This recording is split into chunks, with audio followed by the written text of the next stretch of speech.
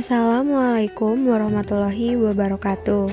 Saya Maulani Lestari dari kelas C2 Akuntansi dengan NPM 102200049. Marifatul insan mempunyai dua arti kata, yaitu marifat dan insan. Marifat berarti mengenal, sedangkan insan berarti manusia atau diri sendiri. Jadi, marifatul insan dapat diartikan mengenali diri sendiri.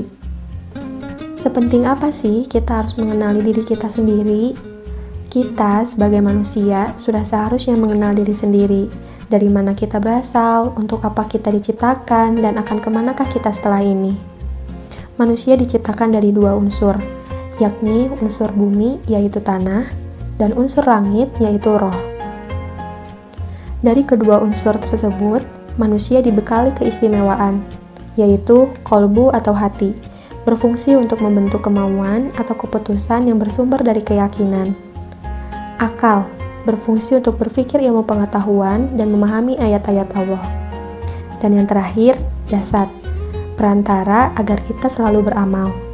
Lalu, untuk apa kita diciptakan? Tujuan manusia diciptakan oleh Allah adalah untuk senantiasa beribadah kepada Allah Subhanahu wa Ta'ala dan menjadi seorang khalifah atau sebagai pemimpin di muka bumi. Selanjutnya, akan kemanakah kita setelah ini? Apabila telah habis waktu manusia di dunia, mereka akan menerima balasan dan dimintai pertanggungjawaban atas apa yang telah mereka lakukan selama di dunia.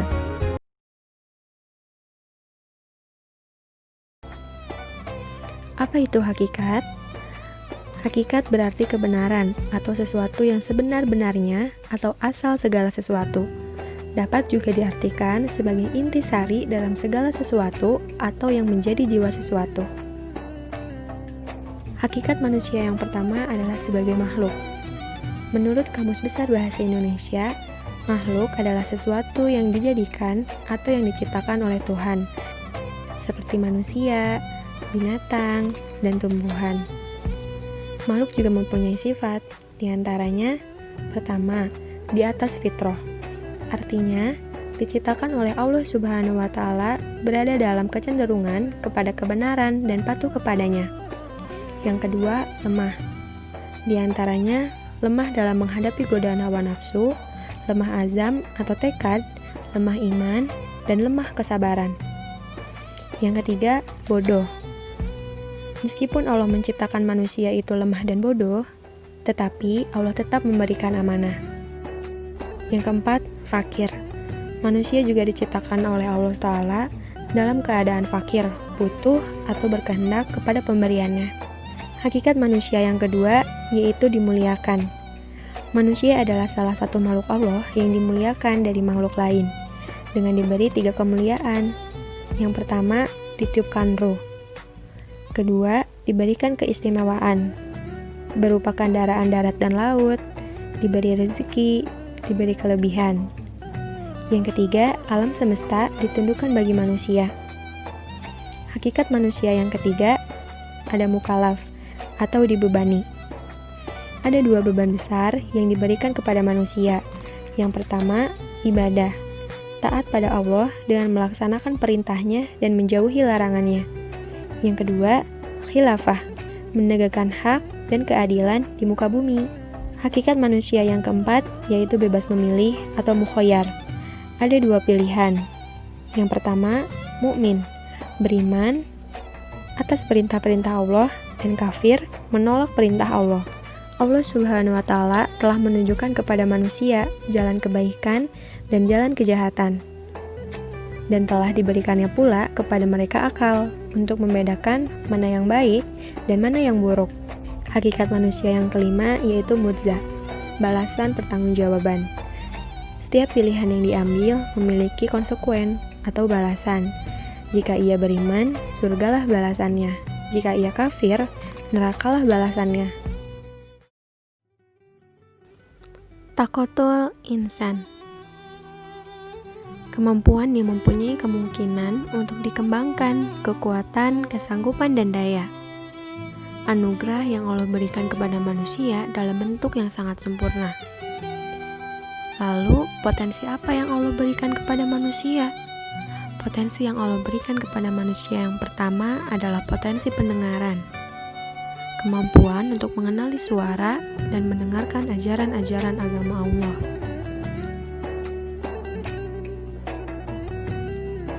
Seperti mendengar kajian ceramah dan mendengar dan mengkaji Al-Quran.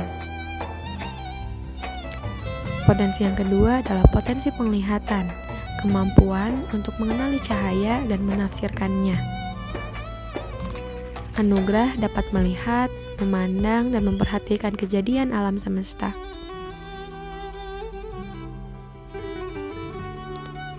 Indera penglihatan lebih tinggi tingkatannya dibanding indera pendengaran. Yang ketiga adalah potensi hati. Menurut sains, kelenjar terbesar di dalam tubuh manusia terletak dalam rongga perut sebelah kanan. Dan menurut Al-Ghazali Al-Muhasibi adalah mengawal roh, nafsu, dan akal. Hati mempunyai dua potensi, mengetahui dan membedakan, berkehendak, niat, dan rencana. Dari sekian banyaknya potensi yang Allah berikan, tidak semata-mata untuk memenuhi keinginan kita, tapi kita harus bertanggung jawab dan bersyukur.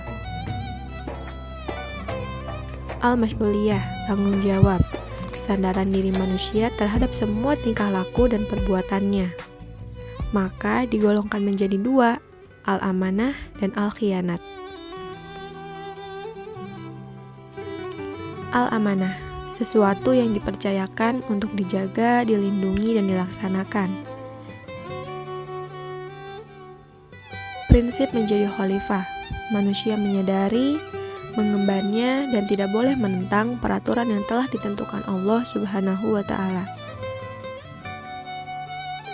2. Al-khianat, tidak mau menggunakan potensi dirinya untuk beribadah, dan diumpamakan oleh Allah dengan perumpamaan yang hina, seperti babi, monyet, anjing, dan juga laba-laba. Sebagai makhluk Allah yang diberikan potensi dan kelebihan yang sangat besar, maka pantaskah kita jika harus berkhianat? Tentunya tidak.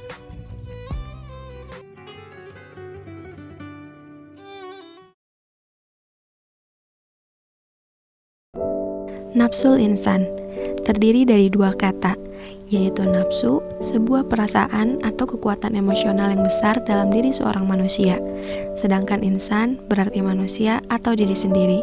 Nafsu tercipta setelah bersatunya ruh dan jasad. Allah Subhanahu wa Ta'ala telah mengilhamkan, memberikan kebebasan memilih kepada jiwa manusia untuk memilih jalan takwa, jalan yang Allah ridhoi, atau jalan fujur, jalan yang Allah murkai. Jiwa manusia itu dapat kita bedakan menjadi 3 keadaan. Yang pertama, ruh di atas hawa nafsu. Artinya, ruh lebih kuat daripada hawa nafsu. Pada kondisi ini, manusia mempunyai kecenderungan untuk selalu berzikir dalam setiap keadaan untuk mengontrol dirinya sendiri. Dalam istilah lain, sering kita kenal dengan nafsul mutmainah. Yang kedua, ruh tarik-menarik dengan hawa nafsu, atau nafsu lawamah, nafsu yang menyesali diri sendiri. Pada kondisi ini akan terjadi konflik batin antara keinginan beramal soleh dengan berbuat maksiat. Yang ketiga, ruh di bawah pengaruh hawa nafsu. Pada kondisi ini, manusia akan dikuasai oleh syahwatnya, keinginan untuk bersenang-senang, dan jiwa akan selalu menyuruh untuk melakukan maksiat, atau sering kita kenal dengan istilah amaratu bisu, selalu menyuruh pada keburukan. Sifatul insan. Sifat secara umum merupakan ciri khas yang ada pada sesuatu untuk membedakan dari yang lain. Setiap individu pasti memiliki sifat yang berbeda-beda. Allah Subhanahu wa Ta'ala memberikan kebebasan memilih jalan hidup manusia, yakni memilih di antara 2 jalan, jalan kebenaran, syakir, takwa, dan iman, atau jalan kebatilan, kafur, fujur, dan kufur. Jalan takwa atau mensucikan diri. Menurut Ibnu Qayyim berkata, hakikat takwa adalah menaati Allah atas dasar iman dan ihtisab, baik terhadap perkara yang diperintahkan ataupun perkara yang dilarang. Oleh karena itu, seseorang melakukan perintah karena imannya. Dengan imannya pula, ia meninggalkan yang dilarang Allah dan takut terhadap ancamannya. Bentuk-bentuk tazkiyah atau mensucikan diri. Pandai bersyukur, menyadari bahwa seluruh kenikmatan yang dirasakan berasal dari Allah. Penyabar. Syekh Yusuf Al-Qaradawi dalam bukunya As-Sabru fil Quran membagi sabar menjadi 6 macam, yaitu sabar menerima cobaan hidup, sabar dari keinginan hawa nafsu, sabar dalam taat kepada Allah Ta'ala, sabar dalam berdakwah, sabar dalam berperang, dan sabar dalam bergaul. Bentuk tazkiyah selanjutnya adalah amat belas kasihan, penyayang, santun dan bijaksana, lemah lembut, sangat jujur, dapat dipercaya, dan selalu bertaubat. Orang yang baik bukanlah orang yang tidak pernah berbuat khilaf dan salah. Akan tetapi, orang yang baik itu adalah orang yang jika terlanjur berbuat salah, ia segera bertaubat kepada Allah. Apabila tazkiyah ini berjalan dengan baik, maka Allah golongkan terhadap orang-orang yang sukses dan berhasil. 2. Jalan fujur atau mengotori jiwa. Ibnu Qayyim Al-Jauziyah menafsirkan, sungguh merugi orang yang menyembunyikan, merendahkan, dan menghinakan jiwanya dengan kemaksiatan kepada Allah, menenggelamkan jiwa ke dalam dosa dan kemaksiatan. Apabila yang dilakukan ternyata tadsyiyah, pengotoran atau pencemaran, maka jiwa akan terus meniti jalan fujur. Jika kondisi ini berlangsung lama, maka hati akan tertutup. Cahaya dari luar tidak dapat masuk, cahaya dari dalam pun tidak dapat keluar. Selanjutnya, hati akan mengeras, lebih keras dari batu. Bentuk-bentuk tadsyiyah, mengotori jiwa. Tergesa-gesa. Apabila ia menginginkan sesuatu sesuai dengan kehendak hatinya, maka tertutuplah pikirannya untuk menilai apakah itu bermanfaat, mungkin merugikan bagi dirinya. Keluh kesah lagi kikir. Manusia berkeluh kesah ketika mendapatkan cobaan, seperti kemiskinan, sakit, hilangnya sesuatu yang dicintai, baik harta, istri, maupun anak. Melampaui batas, menyimpang dari ketentuan Allah. Selanjutnya, sangat kikir, sangat ingkar, tidak berterima kasih, zolim, bodoh, dan pembantah.